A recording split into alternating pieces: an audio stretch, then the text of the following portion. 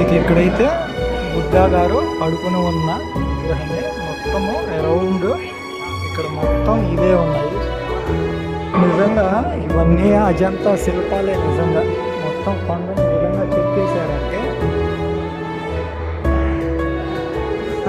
ఎంత అద్భుతం. మొత్తం కొండ బండరా ఇదంతా. దీన్ని ఈ విధంగా చెక్కేసి ఇంత తయారు చేశారంటే ఆ కాలంలో ఎంత గ్రేట్ఫుల్ వర్క్.